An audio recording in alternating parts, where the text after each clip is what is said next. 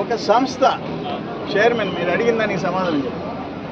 సంస్థ చైర్మన్ ఇప్పుడు పేపర్లు, మీడియా, ప్రింట్ మీడియా, సోషల్ మీడియాలో లేడీ ఏదో రాస్తున్నారు కదా, ఆమెను తీసుకొచ్చి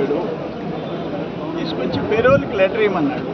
ఆమె రావటం నాకు చాలువా కప్పింది. ఎవరమ్మా నువ్వు అని అంటే ఆయన చెప్పాడు, తీసుకొచ్చిన ఆ సంస్థ చైర్మన్ చెప్పాడు, ఈమె పలానా.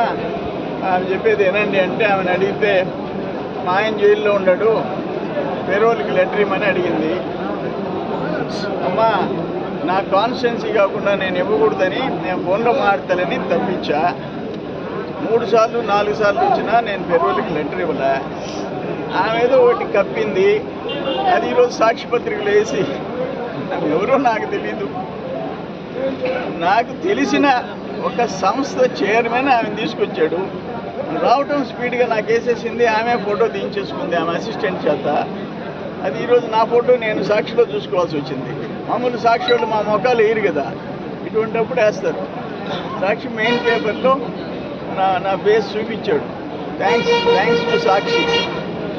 ఇంకని పెరోల్కి ఆ జైల్లో ఉండే శ్రీకాంత్ అనుకుంటా, ఆయనకి ఇవ్వమని అడిగితే నాకు తెలియని వ్యక్తులకి నేను ఇవ్వను అని చెప్పాను.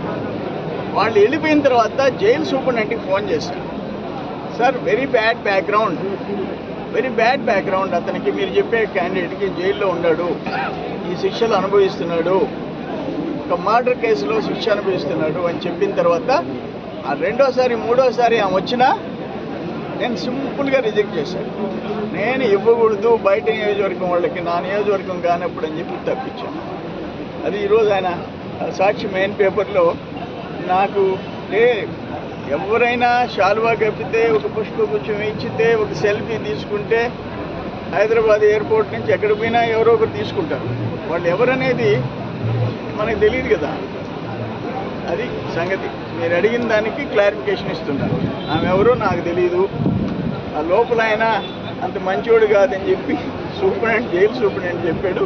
నేను పెరోల్కి లెటర్ ఇవ్వను.